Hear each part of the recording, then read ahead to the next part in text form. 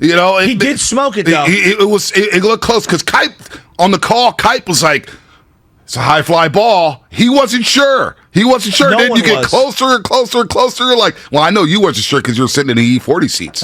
You're sitting in the Lexus Club, big dog. Damn. I got to thank out Cody and Lucas. Oh, stop it. Incredible. Stop being humble. My wife and I had a great time. They Stop were being beautiful humble. seats. We had an awesome time. No, you had great seats. I was actually a little jealous. I was like, damn, look at Shasky sitting right there. I didn't show Anna. Maybe she saw it on the Instagram, and I'm sure in the day or two she's gonna be like, oh, when are you ready to go to a Giants game? I've already taken care of it. We had some great seats before the All-Star break. Anna, we're all good. We already hit our quota. All right. I was one of 6 people there last night, too. It was a small crowd. It's going to be like the Catch, years later. Look. Instead of the 71,000 that was attended actually at the game, there's going to be 7.5 million who claim they're at the game. Look, it's a small crowd. It's the Diamondbacks. The Giants have to prove to folks around these parts, especially coming off of a pandemic. This is a real-life situation. People have lost jobs. People have taken pay cuts. People don't want to go out the house. They're just scared sick of COVID-19 and the monkeypox and all this stuff. Yes. I can't.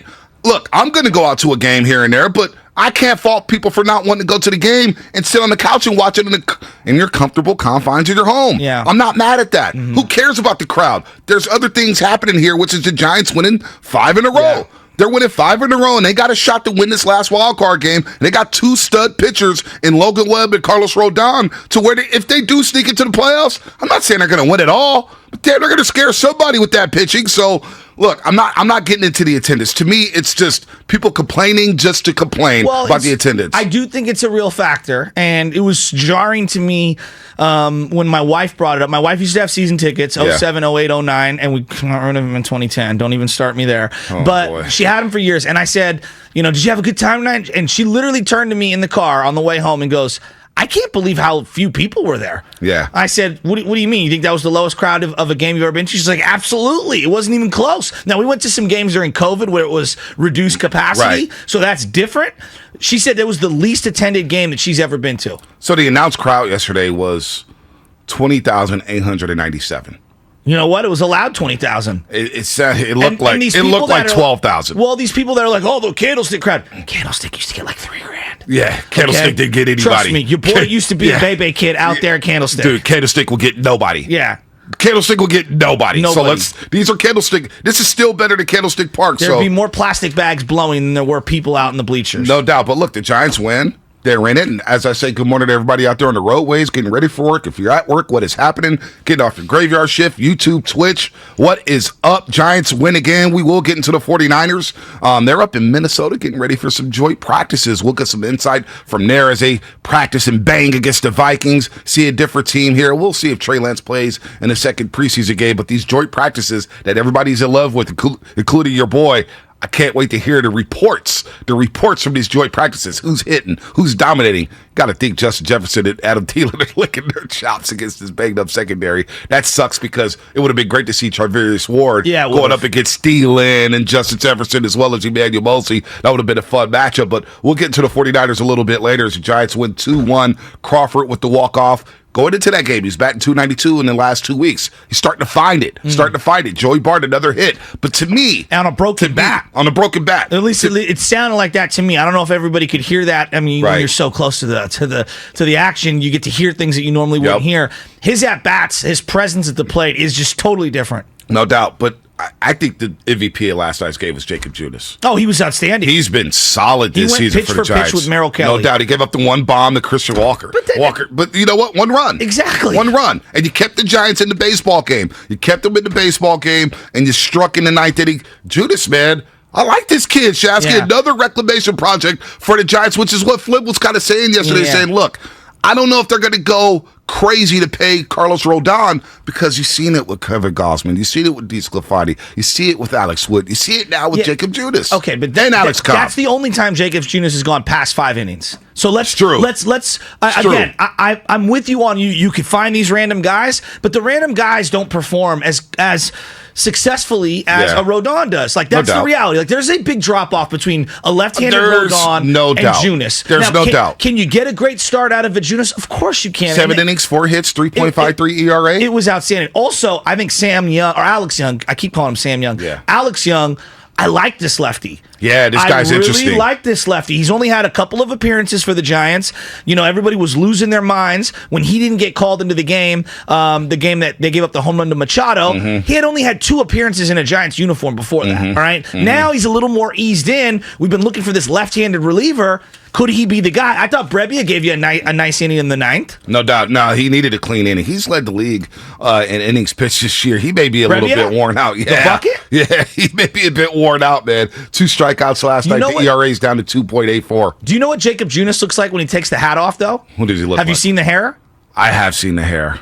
You were talking about this yesterday. Doesn't he look like a South Park character when they take off their beanie? Yeah, he looks a little with the curly poofy hair. It looks a little odd. I like the curly poofy hair. No, it looks great, but when you take the hat off, because it doesn't look like that underneath the lid, then you take the hat off, and then boom, you got all this lettuce. He does look. I like the lettuce. I do too. Give me crazy hair. You know what was really cool about last night is that the 20,000 people that were there, they were there to see umpire number 89. I don't know if you paid attention, but I mean, he was just incredible. Look, I had my MLB cap. I was sitting in the front row, like, yeah, keep missing strikes. I don't want to piss Dan Dibley off at 6:16 in the morning, but umpires, it was horrific. Refs, officials. It's at an all-time worst. It's horrible. It's horrible. Every single guy was stepping out on both sides, stepping out of the box going, are you sure about that? Well, this is why during this postseason, somebody's going to get screwed. Oh. There's a team that's going to get screwed. Last night, final at-bat for Somebody's Estrada. going to get screwed, Shasky. Final at-bat for Estrada. All night. Okay, now I got the little TV monitor which shows you the broadcast in front of me, and I'm watching the game. It felt like every single ball that was 1.5 to 2.5 balls outside of the zone got called a strike. Got called a strike last night. Was Eric Gregg there last night? Was that the name of the umpire? Remember the umpire from the Marlins Braves series? I don't Back in '97. No, the big black names. dude. Yeah. Levon Hernandez was throwing stuff 3 feet off the plate. Yeah, He was strike, and the Braves are losing their minds. Like, are you kidding me? It was horrible. But again, if you're going to be bad, be consistently bad, right? If you're going to call a strike all night, that Estrada pitch, he had called that a strike all night, right? So he doesn't give them the strike 3 on that Estrada at bat in the 9th inning. Arizona, I'm right there. Arizona manager loses his mind and said something to the effect of, what are you doing, umpire? You've called that a strike all night, and you don't call it in that circumstance. It was bad. It was horrible. I would have got tossed. I know you don't believe in, we've had this conversation a long time where you don't believe in coaches getting thrown out of games. But like that doesn't motivate guys. Yeah, but you know what? In this situation, time and a place to it's do just like, come on, man. Like Aaron Boone in St. Louis. I saw this when I was on vacation. And Aaron Boone in St. Louis, he almost hits a bomb. He hits a double in St. Louis. Okay. And then Boone's yelling at the umpire, tighten it up. Now, he had some other choice words. And then the next pitch, it's a ball 2 feet off the plate. And he calls it a strike, and Boone just comes out and gets tossed. And Boone's just like clapping. Now the Yankees are struggling. They're leaking oil. I know. It's bad. And that's why I love baseball during this time of the season, man. The dog days of August, man. People are flaming out like the Padres, like the Yankees. I love baseball during this time of the season. Funniest part about the Yankees struggling is this fake correlation between Joey Gallo being moved and them struggling. No. Joey Gallo has like 21 at-bats and 13 strikeouts. Yeah. He's been horrible. He did hit a bomb yesterday. He's exactly who he is. He did. He's the guy who bats 170 and hits a couple of jacks. The trade that killed the Yankees is Jordan Montgomery going to St. Louis, and you trade for a 4th outfielder. Yeah, you need pitching. Yeah, Harrison Bader there. We got our starting center fielder for next season. And A-Rod said it on the Cats. It's about this year. Yeah, what about now? Judge is about to walk out the door. Well, on that same note, you want to talk about 4th outfielders. Dear God, the Giants lead the league in 4th outfielders. Yes, they have nothing but 4th outfielders. Look it. Let's have a serious conversation. Jock Peterson? No, Jock. You know what? I'm not mad at Jock. I'm not mad at Jock. Like, honestly, I like Jock. His whole energy, photo Lakeford sent us yesterday? Why? What about the photo I Lakeford? sent that. Oh, you sent that? I thought Lakeford did. Oh. My wife had some things to say about Jock's body yesterday. She's like, he's put on some weight during the regular season. Wow, I wonder what she says about me. Well, no, just, he has put on a little bit of weight this year. Like, that's the reality.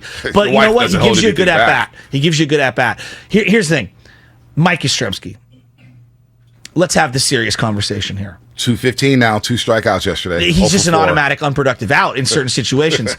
This thing that we treat batting in the middle of the order like the Holy Grail. Yeah. I watched some guy, Machado, get picked off the scrap heap and put in the 5-hole? Yeah, why are we treating Joey Bart like he has to go through, the 7-step school of boot camp before he can get to batting in the middle of the order? You allowed some guy who couldn't sniff the majors for 5 years to just, boom, be an everyday shortstop and bat in the 5th hole out of nowhere, yet Joey Bart, your number 2 overall prize possession, can't move out of the 8-hole? So what are we doing? You want some great numbers here?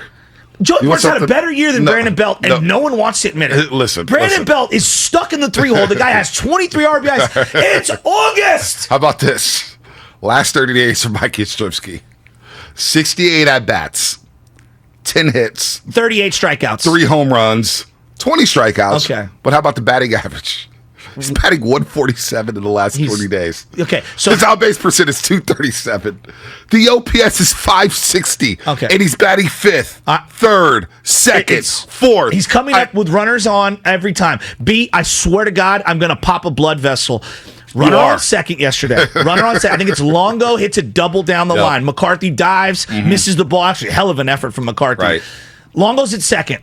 There's no outs. And I said, all you got to do is move the runner over. I want 2 chances to get Longo in. Is Longo scoring on a base hit? No. From second? No. He needs to be at third. He needs to be at third. Okay, this is the least athletic team in the bigs. No doubt. Maybe the least athletic team the Giants have ever had. Maybe. But, you got to know who you are. And this thing that, Joe, they're not going to bunt. That's a bygone era. Well, striking out, popping up from what Yastrzemski's doing is the least unproductive thing that you could do, the most unproductive thing that you could do on the face of the earth. He doesn't bunt. Estrada comes up and he bunts for a single, or tries to bunt for a single. I'm like, guys, take a step back. Well, Longo gets to second. Move him over to third so that the hottest guy on the team, Estrada, can drive him in. Sack fly, bunt, whatever. Just put the ball in play. Right. You know what's funny? Force them to make a play. You know what's funny? Guy on Monday night was like, I've seen more bunts in this game than I have in the last 20 years. There was a lot of bunting going on Monday. These are the 2 teams that lead top 5 in baseball in terms of bunts. I love bunts. I love bunts. But give me a sack bunt. Listen, Mike Yastrzemski is going to turn 32 years old. It's over. August 23rd. The experiment is over. He's a great defensive replacement. It is. The experiment is over. I like the guy. I do. He's a 4th and 5th outfielder. Here's my problem. So is Lamont Wade. Jason Valdez. So is Slater. So is Luis Gonzalez. Hey, Jason Valdez on YouTube right now. Shout out to YouTube. Shout out to Twitch. Subscribe to us on YouTube and Twitch. Just search 95.7 The Game to find us there on YouTube and Twitch. Jason Valdez. Bell almost broke his legs time before a quick pop-up. And you know he's what? not lying. That was... If you watch him walk up to the batter's box... It's sad, Shasky. I feel arthritic watching him. I feel think bad. he's going to retire after the season. You know what? For his own, physical well-being, it might be the right thing to do. He's made a lot of money. The money, he's good. Whatever. A lot of guys he's won championships. Yes. You know what I'm saying? Lubman and I, in this thing with the Yankees and Brandon Belt, I don't see him playing in New York City. Oh, I just don't see it. The way he struck out on the inside pitch in the 8th inning, I'm like, dude, get the bat off your shoulders. You're 6'5". His body language in New York City, he strikes out looking at Yankee Stadium in front of that fan base. They're throwing things at him, all right? They will probably throw things at him. So, Brandon Belt, I think he might retire. It looks sad. Well, it's a sad ending to his career. Well, look, my biggest issue with the Giants right now, and if you want to go all data on me, and I'm not saying that that's the wrong thing. I hear you on the data. Where's the data on us striking out and not putting the ball in play? This happened multiple times. I think they had 4 guys get to second base with 0 outs. Yeah. At some point, when you keep getting into these 1 and 2 run games, can you bunt a guy over?